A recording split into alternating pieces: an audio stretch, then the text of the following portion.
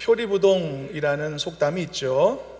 겉과 속이 다르다, 그런 뜻입니다. 그래서 마음이 음흉한 사람을 이렇게 표현하기도 하죠. 그런데 여러분, 어떤 사람의 겉과 속이 다르다는 것이 알려지게 되었다면 어떤 쪽이 그 사람의 정체와 더 가까울까요? 겉이 더 가까울까요? 아니면 속이 더 가까울까요?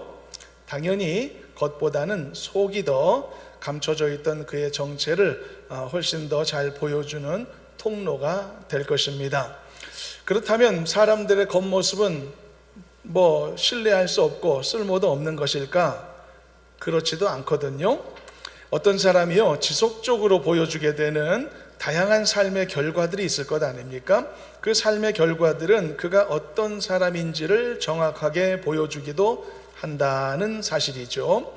그러니까 사람의 겉모습이 그의 속사람을 대변하지 못한다는 이 표리부동의 원리가 원칙상 맞는 말이긴 하지만, 반대로 사람의 겉모습이 그의 속사람을 보여주기도 한다는 말도 절대 틀린 말은 아니다, 그런 이야기가 되는 것이죠. 이 두 가지 역설의 차이는 무엇에 따라 갈라지느냐 하면요, 시간에 따라 갈라지는 것을 볼 수 있습니다. 충분한 시간이라는 조건을 통해서요, 이 구분되어지는데, 여러분 보십시오. 사람을 만일 짧은 시간 동안만 경험할 수밖에 없다면 표리부동의 원리가 맞죠. 그것을 따를 수밖에 없습니다. 그 속 사람을 다 볼 수 있거나 그 사람의 삶의 결과들을 관찰할 수 있는 시간이 적으니까.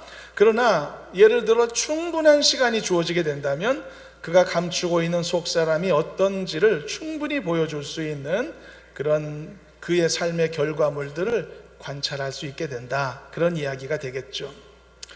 요즘 세간에 이런 표현이 있더라고요. 좀 속된 표현인데 한 번만 사용할 테니까 감안해 주시길 바랍니다.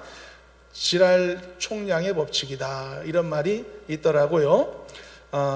모든 인간에게는 평생 쓰고 죽어야 되는 그 땡땡의 총량이 있다, 그런 이야기인데, 그래서 어떤 사람은 그 땡땡을 사춘기에 다 쓰기도 하고 어떤 사람은 그 땡땡을 나중에 늦바람 나서 다 쓰기도 하는데, 결국은 계산해 보면 그 총량이라는 것이 사람에게 일정하더라, 이런 이야기가 되겠는데요.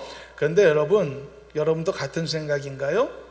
여러분, 인생 경험을 우리가 많은 사례들을 떠올려 보면은요, 이건 근거가 전혀 없는 말이라는 것을 알 수가 있죠. 이것은요, 현재 자신들이 삐뚤게 살고 있는 것을 합리화하려는 사람이거나 또는 과거에 자신이 삐뚤게 살았던 것을 변명하려고 하는 그런 사람들의 변명으로 만들어낸 말에 불과하거든요. 한번 여러분 떠올려 보시길 바랍니다. 주변에 생각나는 사람들, 평생 착하게 사는 사람들 많이 있지 않나요? 평생 착한 사람 많거든요. 또 평생 못되게 사는 사람들도 꽤 많이 있거든요. 여러분, 이런 법칙은 존재하지 않습니다. 그렇지만 그 사람이 어떤 사람인가라고 하는 것을 정확히 드러내고 그리고 그것을 보여주는 것은 결국은 그 사람이 살면서 쌓아온 많은 행위, 많은 그런 결정들, 그리고 그의 삶에 그로 인해 남겨진 흔적들이 있을 것 아닙니까? 그 흔적들이 그 증거인 것은 당연한 일이 되는 것이죠. 그래서 사람은요, 항상 오래 두고 볼 필요가 있는 것입니다. 왜냐하면 시간을 두고 볼수록 그의 삶의 다양한 결과들을 더 많이 관찰할 수 있기 때문이죠. 여러분, 임상 횟수가 많아질수록 더 정확한 백신이나 치료제를 만드는 것과 같은 이치이죠. 더 많은 사람들을 표집 안에 넣을수록 여론조사 결과가 더 정확할 수 있는 것과 마찬가지인 것입니다. 오늘 말씀의 사례는 바로 이와 관련된 것인데요, 이스라엘 백성들이 보여주는 그의 삶의 결과물들이 과연 무엇으로 판단할 수 있는 것인가, 무엇의 의미를 가지는 것인가, 이것을 우리가 잠시 들여다보면서 과연 우리는 우리의 삶의 결과물들을 어떤 것으로 보여줘야 될까를 깊이 묵상하고 각자에게 맞는 도전을 함께 나누고자 합니다. 오늘 본문을 보면 모세가 마사의 시험이라고 불리우는 과거의 사건을 꺼내 들었는데요. 이 사건의 기록이 더 자세하게 있는 출애굽기도 함께 참고하며 이 내용을 보도록 하겠습니다. 출애굽한 이스라엘 백성들이요, 르비딤이라는 곳에 이르렀을 때 그곳에서 아주 큰 한 가지 사건을 경험하는데, 그것은 그 유명한 사건, 반석에서 물이 터져 나오는 큰 기적을 경험하게 되죠. 그 사건을 우리가 마사의 기적 사건이다 라고 부르는데요. 그러면 이것은 놀라운 하나님의 은혜가 아닙니까? 광야에서 백성들이 목말랐을 때 하나님이 채워주신 은혜니까 말이죠. 게다가 신비한 방법으로 말이죠. 그런데 여러분, 이 사건 전체를 앞뒤로 보게 되면 절대 이 사건이 은혜롭지만은 않은 사건임을 알 수 있거든요. 왜냐하면 하나님이 베푸신 이 마사의 기적의 배경에는 백성들의 원망과 불평이 폭발했던 순간이 있었기 때문입니다. 문제의 발단은 어디였죠? 물이 부족했던 것이죠. 마실 물이 없습니다. 그래서 여러분, 항상 인생을 경험하다 보면 무언가 부족함이 주어지게 될 때 갈등이 시작되는 것을 볼 수가 있습니다. 사랑이 부족해져도 갈등이 시작되거든요. 돈이 부족해져도 갈등이 시작되거든요. 신뢰가 부족해져도 갈등이 시작되거든요. 더 나아가서 사람의 건강이 부족해져도, 또는 어떤 삶의 환경들이 연약해져도 갈등이 시작되거든요. 그래서 여러분, 부족함이 생겼을 때 훨씬 더 주의해야 됩니다. 그때 바로 설 수 있어야 되거든요. 광야에서 힘겨운 시간을 보내고 있었던 백성들도 마찬가지입니다. 광야는 모든 게 부족한 곳이죠. 물도 부족할 수밖에 없죠. 그래서 그들은 결국 모세와의 관계 속에서 갈등을 만들어냈던 겁니다. 그래서 모세와 다투었거든요. 안타까운 부분이지만 이 부분을 한번 읽어보겠습니다. 출애굽기 말씀 17장 2절인데요. 이 부분 함께 영상 보면서 읽어봅니다. 백성이 모세와 다투어 이르되 우리에게 물을 주어 마시게 하라. 모세가 그들에게 이르되 너희가 어찌하여 나와 다투느냐? 너희가 어찌하여 여호와를 시험하느냐? 이 출애굽기 말씀에서도 보니 백성들의 원망과 다툼, 그것이 하나님을 시험하는 행위로 연결짓고 있죠. 여러분, 이게 오늘 말씀의 문제의식입니다. 오늘 말씀에서 중요한 부분입니다. 주로 원망과 다툼이 무언가의 결핍으로부터 발생한다고 했죠. 그렇다면 이 원망과 다툼도 본문에 나오는 것도 당위성이 있는 것 아닐까요? 그렇지만 그들의 원망과 다툼에는 절대 터무니없는 이유가 있습니다. 왜냐하면 이 사건 바로 전에 어떤 일이 있었냐면, 그들은 광야에서 하나님이 내려주신 메추라기와 만나를 먹은 기적을 경험했기 때문이죠. 즉 그들의 배고픔의 문제가 하나님의 은혜로 해결받은 체험을 했단 말입니다. 그런데 바로 직후에 또 물이 없다고 해서 단박에 하나님을 원망한다는 것은 그래서 터무니없는 일이라는 거죠. 게다가 그 만나의 기적은요, 일시적인 것이 아니고 지속적인 것이었거든요. 이게 뭘 의미하느냐 하면, 지금 목말라 불평하고 있는 그 순간에도 그들은 그날 아침 만나를 먹고 일어났다는 것을 의미하는 겁니다. 이 정도의 기적과 함께하는 삶을 살았다면 그들은 매일 충만한 은혜 속에 살았을 것 같은데, 그들은 그렇게 하지 못했던 것이죠. 어쩌면 이 부분이 이해가 가지 않을 수도 있습니다. 어떻게 기적 한가운데 살면서도 감사하지 않을 수 있지? 어떻게 그 상황에서도 불평할 수 있지? 이것은 마치 어떤 어린아이가 말이죠, 아침에 엄마가 해주는 밥을 먹고 엄마가 사준 옷을 입고 엄마가 태워주는 차를 타면서 등교하는데, 차 안에서 말이죠, 그깟 게임기 안 사줬다고, 엄마가 나한테 해준 게 아무것도 없어 라고 말하면서 문을 쾅 닫고 뒤돌아서서 걸어가는 아이의 모습과도 같다라는 생각을 해보기도 하죠. 여러분도 혹시 그런 생각을 하시나요? 하나님이 지금 나를 괴롭히는 내 인생의 문제들을 해결해 주시면 앞으로 평생 감사하며 살 수 있다고 생각 드시나요? 내 건강 문제만 해결해 주시면, 내 자식 문제만 해결해 주시면, 내 물질 문제만 해결해 주신다면 나는 평생 잘할 자신이 있다고, 하나님께 칭찬받고 살 자신이 있다고 그렇게 생각이 드시나요? 지금 생각은 그렇겠지만 그러나 쉽지 않을 것입니다. 하나님이 부족한 것을 채워주시면 물론 감사하겠지만 또 다른 부족함을 만나면 처음 모습처럼 불평하고 낙심할 가능성이 크기 때문이죠. 근데 이스라엘 백성들의 문제가 더 이 상황에서 심각한 것은 그들이 모세와 다투는 행위는요, 단순히 그들의 지도자와 다툰 행위가 아니라 하나님 앞으로까지 그 행위가 연결되어 있었기 때문입니다. 방금 우리가 읽었던 출애굽기에 뭐라고 되어 있었다고 했죠? 너희가 어찌하여 나와 다투느냐? 너희가 어찌하여 여호와를 시험하느냐라고 되어 있다고 했죠. 이게 오늘 말씀의 문제의식이라고 하지 않았습니까? 백성들이 모세와 다투는 행위와 그들이 여호와 하나님을 시험하는 행위가 동일시되고 있는 거죠. 이게 엄청난 메시지입니다. 우리가 이 모든 사안을 말입니다, 최대한 백성들의 입장에서 놓고 한번 생각해 보더라도 백성들은요, 목숨 걸고 나름대로 출애굽했거든요. 백성들도 다 자기 삶의 기반이며 뭐며 노예로 살긴 했지만 어쨌든 모든 걸 다 포기하고 광야로 나왔단 말이죠. 그렇으니 나를 인도해 온 모세라는 지도자에게도 바라는 것이 있었을 것 아닙니까? 여기까지 목숨 걸고 나왔으니까 모세도 내 삶을 책임져 줘야 된다라고 생각할 수 있지 않았겠습니까? 어쩌면 당연한 일일 것입니다. 여러분, 전 세계적으로 보더라도요, 어떤 정권이 말이죠, 자기 국민들을 먹여 살릴 능력이나 의지가 없다고 판단되면 국민들은 폭동을 일으키거든요. 가만히 안 있거든요.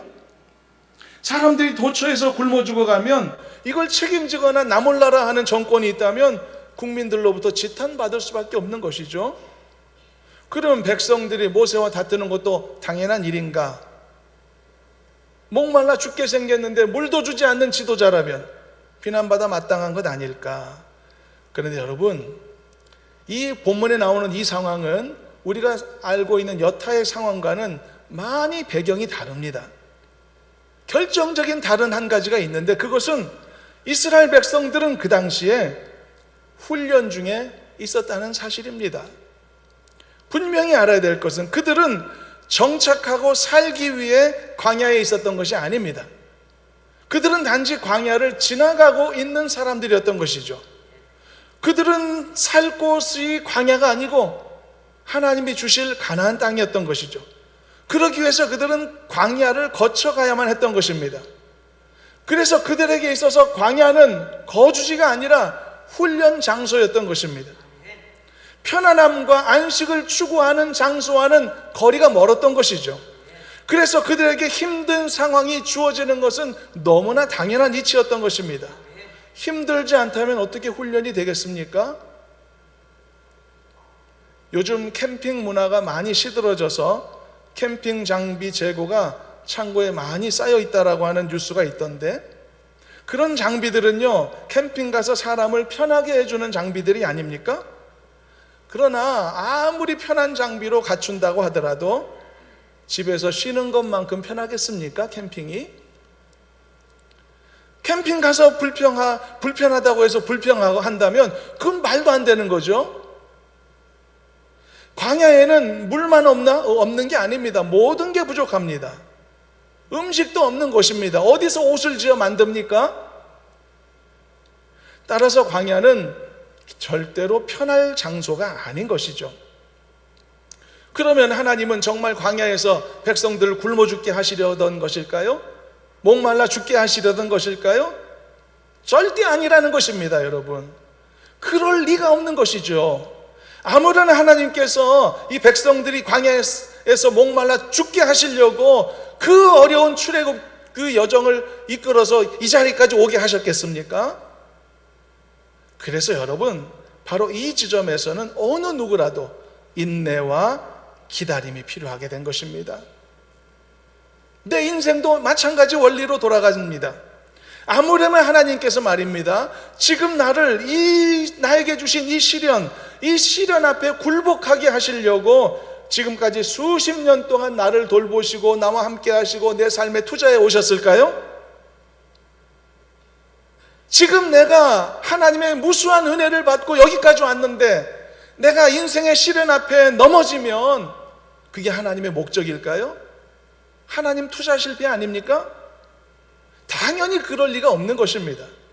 아무리 물이 없었어도 백성들이 그 광야에서 절대 목말라 죽을 일은 없었던 것처럼, 아무리 내 인생이 지금 고달프고 어렵더라도 내가 이 시련 앞에 주저앉을 일은 결단코 일어나지 않을 것입니다. 그러므로 어려움 속에서도 용기를 잃지 말고 소망을 내려놓지 말아야 한다는 것이죠. 왜 백성들은 광야에서 이렇게 배고파하고 목말라 해야만 했을까? 이제는 이 질문에 대한 답을 생각할 때 이미 앞에서 말씀했던 전제를 항상 기억하면 좋겠습니다. 그들이 있었던 곳은 광야였고 그들은 그곳에서 훈련 중이었다는 사실 말입니다. 그들이 광야에서 받게 되는 훈련에는요, 다양한 훈련이 있거든요. 배고픈 훈련도 있고 목마른 훈련도 있고요, 맨손으로 적을 상대해야 되는 담력 훈련도 있을 수 있고요, 절대 어려움 속에서도 낙심하지 않고 원망하지 않는 믿음 훈련도 있을 것이란 말이죠. 그리고 이 훈련, 고될 수 있지만 이 훈련을 대할 때 잊지 말아야 될 한 가지 사실이 있습니다. 그것은 사람은 절대로 훈련 때문에 죽지는 않을 것이라는 사실입니다. 여러분, 훈련받다 죽지 않습니다. 여러분, 훈련을 생략하고 바로 실전으로 가게 되면 그때는 진짜 죽을지도 모릅니다. 그러나 훈련 중에는 누구도 죽지 않습니다. 훈련은요, 때로는 훈련생들에게 상당한 강도의 어려움을 주기도 합니다. 어떤 강력한 훈련에는 정말 죽기 일보 직전까지 가는 극심한 어려움이 주어지기도 하겠죠. 그러나 어떤 상황에서도 훈련의 목적은 바뀌지 않습니다. 훈련은 그 훈련으로 사람을 죽이려는 게 아니라 그 훈련으로 그를 더 강하고 담대한 사람으로 만들려는 것에 있습니다. 이것은 어떤 상황 속에서도 변하지 않습니다. 그렇다면 여기서 또 하나의 사실을 유추해 볼 수 있습니다. 이건 가정이긴 하지만 만일 당시의 백성들이 조금 더 은혜롭게 참고 버텼다면 어땠을까? 조금 더 기다렸다면 어땠을까? 그렇더라도 하나님은 반드시 그들에게 모두가 마실 수 있는 물을 풍성히 제공했을 것이라는 사실을 우리는 알 수가 있습니다. 왜냐하면 이것은 당연한 결론이기 때문이죠. 그런데 좀 아쉬운 것은 백성들이 모세와 다툼으로써, 즉 하나님을 시험함으로써 이 훈련을 만족스럽게 통과하지 못했다는 사실이겠죠. 그래서 지금 모세는 수십 년이 지난 이 지금 시점에서 자기는 이제 죽기 전이고 이제 백성들은 가나안 땅에 홀로 들어가야 되는 상황에서 하나님을 시험했었던 과거의 그 선대들의 어리석음을 다시금 이 현 세대들이 반복하지 않기를 바라면서 이와 같은 당부의 말을 남기게 되었던 것이죠. 사랑하는 성도 여러분들에게도 동일한 당부를 드리고자 합니다. 여러분들의 인생의 광야길을요, 가장 지혜롭게, 가장 은혜롭게 잘 통과해 나가시는 은혜가 있기를 주님의 이름으로 축원합니다. 누군가 원망하고 싶은 생각이 들 때 조금만 더 참으시길 바랍니다. 한 번만 더 인내해 보시길 바랍니다. 뭔가 모자라고 결핍이 있어 내 마음이 힘들려고 할 때 조금만 더 기다려 볼 수 있는 믿음이 있으시기를 바랍니다. 그럴 때 여러분들은 그 조금 더 기다림을 통해서 은혜롭게 훈련을 잘 통과하고, 그래서 하나님이 모든 결핍을 채워주실 때 감사와 은혜로움 가운데서 채용을 받는 그런 놀라운 승리의 날을 맞이하게 될 줄로 믿습니다. 한 번만 더 참으시길 바랍니다. 조금만 더 기다려 보시길 바랍니다. 더 은혜롭게 하나님이 내 삶에서 일하실 수 있는 기회를 하나님께 제공해 드리실 수 있기를 바랍니다. 가능한 것입니다. 옛날에 어떤 영화를 보는데 그런 장면이 있었습니다. 아내와 남편이 서로 잘 지내는데, 근데 서로에게 이렇게 기대하는 기대치가 너무 높아서 아내에게 점점 불만이 쌓여가고 있는 그런 상황이었습니다.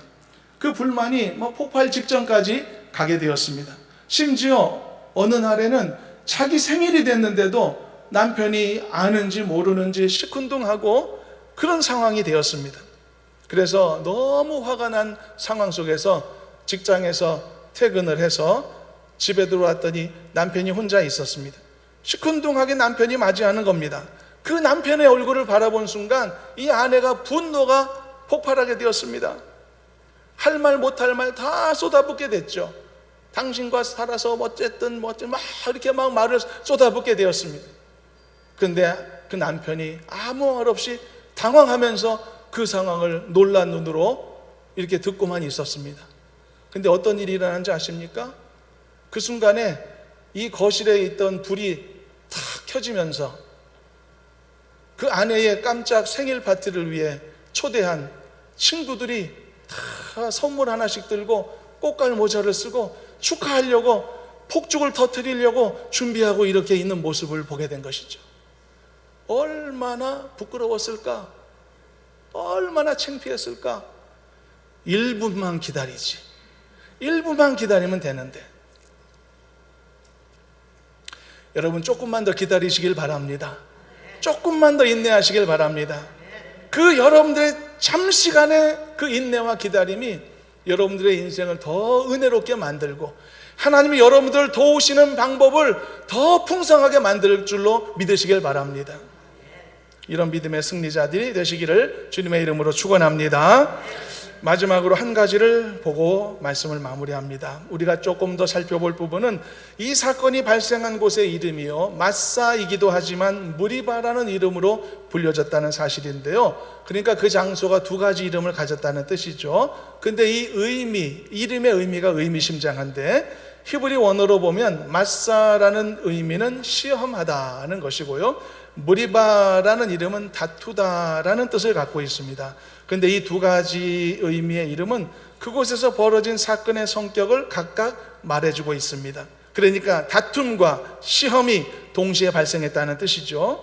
자, 이 부분에 대해서도 참고로 출애굽기 한 구절을 읽어보겠습니다. 17장 7절 말씀 함께 읽어봅니다. 그가 그곳 이름을 마사 또는 무리바라 불렀으니 이는 이스라엘 자손이 다투었으며 또는 그들이 여호와를 시험하여 이르기를 여호와께서 우리 중에 계신가 안 계신가 하였음이더라.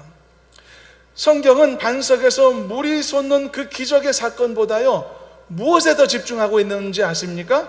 그 상황에서 다툼과 시험이 발생했다는 사실에 더 주목하고 있습니다.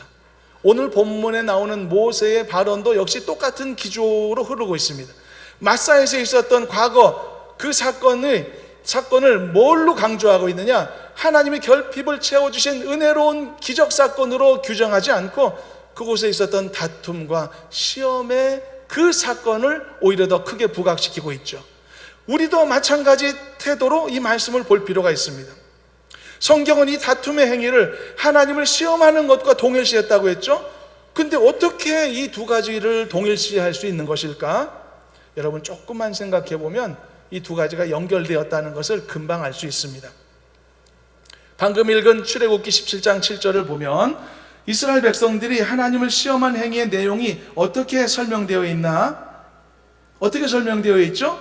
여호와께서 우리 중에 계신가 안 계신가 라는 마음을 품었다라고 했지 않습니까? 여러분 이것은 하나님을 향한 근본적인 의심의 행위를 말하는 겁니다. 도대체 하나님이 계시는 거야 안 계시는 거야? 혹시 안 계신 거 아니야? 혹시 존재하지도 않는 것 아니야? 아니면 존재하시긴 하더라도 아무것도 바꿀 수 없는 무능하신 분 아니야? 혹시 능력은 있으시더라도 내 인생에 전혀 관심도 없고 상관도 없는 분 아니야? 이런 생각들이 하나님에 대한 의심이거든요. 근데 이스라엘 백성들이 물이 없어 고생하던 그 시기를 지날 때 이런 의심들이 싹 텄다는 뜻입니다. 계신가 안 계신가? 이렇게 말입니다. 이게 하나님을 시험하는 것이었다는 뜻입니다. 그런데 이게 왜 모세와 다투는 행위와 맥락을 같이 한다고 말하는 것일까? 왜 같은 행위로 간주되었을까? 여러분 잘 보십시오. 우리는 이 다툼이라고 하는 행위, 다툼은 사람 간에 일어나죠. 이 다툼이라는 행위가 어떤 과정 속에 발생하는가를 여러분 잘 한번 생각해 보십시오. 진짜 우리 중에 하나님이 계심을 인정하고 있다면 우리 안에 다툼이 생길 수 있을까요? 생길 수 없을 겁니다. 알고 보면 그래서 하나님의 선하심을 믿지 못할 때 결국 다툼이 발생하는 것입니다. 이 모든 것을 하나님이 다 보고 계신다는 것을 믿지 못할 때도 다툼이 발생하는 것입니다. 그래서 결국은 다툼은 내 믿음 문제하고 연결된 겁니다. 내 믿음 상태를 보여주는 게 다툼의 여부인 것입니다. 보세요. 삶에 불안함이 있을 때 다툼이 발생하죠. 인생이 즐겁지 않을 때, 행복하지 않을 때 다툼이 발생하죠. 내 삶에 모자란 게 많고 부족한 게 많고 궁핍하고 시달리고 손해본다고 생각될 때 다툼이 발생하죠. 모든 게 다 결핍 때문에 다툼이 발생하죠. 근데 이 다툼의 요인들을 생각해 보십시오. 결국은 이 모든 요인들이 하나님에 대한 불신으로부터 시작된 것 아닐까요? 하나님의 존재나 하나님의 능력에 대한 의심의 결과들 아니겠습니까? 하나님이 다 공급해 주실 것을 믿지 못하니까 다투게 되는 거죠. 불신이 생겨나는 거죠. 하나님의 공의가 완벽하게 작동해서 내 삶에 억울함이 하나도 없어질 것이다 라는 사실을 자꾸 믿지 못하고 의심하니까 조급증이 생기고 원망이 생기는 것이겠죠. 하나님이 모든 걸 바로잡아 주실 것이고 부족함을 채워주시리라는 사실을 믿지 못하니까 자꾸 앞서서 불평하게 되는 것이겠죠. 이렇게 여러분, 사람이 하나님을 시험하는 이 불신과 의심에 빠지니까 서로 간에도 다투게 되는 겁니다. 그래서 우리는 다툼과 시험, 이 두 가지를 연결 지을 수 있어야 됩니다. 다툼은 사람 간에 발생되는 것이고 시험은 하나님과의 관계에서 발생되는 건 맞습니다. 그러나 두 가지는 연결되어 있다는 것입니다. 다툼은 하나님을 시험하는 것이 분명합니다. 그래서 마사는 무리바고 무리바는 마사라는 것입니다. 그리고 이 두 가지 이름이 한 지명 안에 사용되었다는 뜻입니다. 자, 그렇다면 우리는 이 이야기를 통해 마지막으로 어떤 도전을 받을 수 있을까요? 여러분, 이제부터 우리는요, 다툼은 다툼이고 그리고 신앙은 신앙이다 라는 생각을 버려야만 할 것입니다. 신앙 따로 생활 따로 라는 태도를 바꿔야 된다는 뜻입니다. 이제는 어떤 그리스도인에 대한 평가 중에서 저 사람은 신앙은 좋은데 생활은 형편없어 라고 말하는 것은 모순되다는 것을 인식해야만 됩니다. 반대로 저 사람은 신앙은 없는데 생활은 참 모범적이야 라는 말도 큰 착각을 유발할 수 있다는 것을 인식해야 합니다. 절대로 신앙 따로 그리고 생활 따로가 있을 수 없고 신앙 따로 성품 따로가 존재할 수 없다는 것을 알아야 합니다. 성품이 나쁘지 않아요? 그럼 그 사람의 신앙이 나쁜 겁니다. 신앙은 좋은데 성격은 더러워, 이거 아니라는 뜻입니다. 왜냐하면 다툼이라고 하는 것은 곧 하나님에 대한 의심의 결과인 것이니까요. 그러므로 여러분, 모세의 당부처럼요, 어떤 모양과 어떤 의미로도 결코 하나님을 시험하지 않은 지혜로운 성도로 살아가시기를 간절히 소망합니다. 그리고 다툼은 곧 하나님을 시험함과 같다라고 하는 이 사실도 마음 깊이 새기실 수 있기를 바랍니다. 그래서 여러분들의 단편적인 신앙의 경건의 모양도 최선을 다해야 되겠지만 오늘처럼 공적 예배에 참석하고 기도 시간에 함께 기도하고 그리고 하나님 앞에 말씀 앞에 묵상하면서 그렇게 경건의 삶을 쌓아가야 되겠지만 그게 전부라고 생각하지 마시고 이제는 내 생활 속에서 보여줄 수 있는 더 나은 성품, 더 올바른 태도, 그리고 더 원만한 사람들 간의 관계, 더 지혜로운 대화, 그리고 더 품격 있는 언행들을 통해서 우리 자신들의 신앙을 더 아름답게 삶을 통해 드러낼 수 있는 진정한 그리스도인들이 되기를 간절히 소망합니다. 말씀을 맺겠습니다. 이제는 그래서 생활을 통해 내 신앙을 증명하고 내 신앙의 열매들이 내 생활을 통해 아름답게 드러날 수 있는 진정한 그리스도인들로 살아갔으면 좋겠습니다.